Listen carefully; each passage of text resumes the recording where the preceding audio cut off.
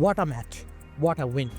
লেগানেসের সবচেয়ে পারভক্ত বোধ হয় কোনোদিন কোনো দুঃস্বপ্নে বার্সেলোনাকে হারানোর কথা ভাবেনি, অথচ সেটাই বাস্তব হলো। রেলিগেশন জোনে থাকা লেগানেস হারিয়ে দিল টেবিল টপার বার্সেলোনাকে, সেটাও আবার বার্সেলোনার মাঠেই। এ যেন ঘরে ঢুকে অপমান। ম্যাচের শুরুতে বার্সা শিবিরে আঘাত হেনেছিল লেগানেস। 3 মিনিটের সময় কর্নার পায় তারা, আর সেখান থেকে একেবারে মাপা ক্রসে সার্জিও গঞ্জালেসকে খুঁজে নেন অস্কার রদ্রিগেজ। বাকি কাজ সহজই ছিল গঞ্জালেজের জন্য। দুর্দান্ত হেডারে ইনাকি পেনাকে ফাঁকি দেন তিনি। 2 ম্যাচের জন্য নিষিদ্ধ থাকায় ডাগআউটে এদিন ছিলেন না হ্যান্সি ফ্লিক। সেজন্যই বোধহয় গোছালো বার্সেলোনা হয়ে যায় অগোছালো। একটা গোল পুরোপুরি এলোমেলো করে দেয় তাদের। বল দখলে রেখেও সেই অর্থে আক্রমণাত্মক হয়ে উঠতে পারেনি তারা। আরও স্পষ্ট করে বললে তাদের সেই সুযোগটাই দেয়নি সফরকারীরা।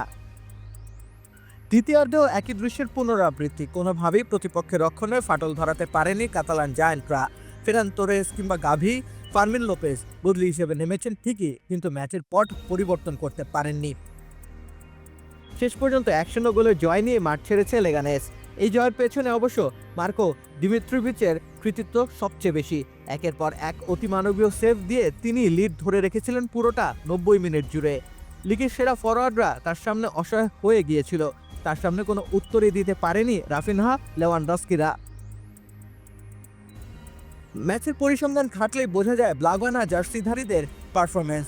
80% বেশি বল দখলে রেখেছিল তারা।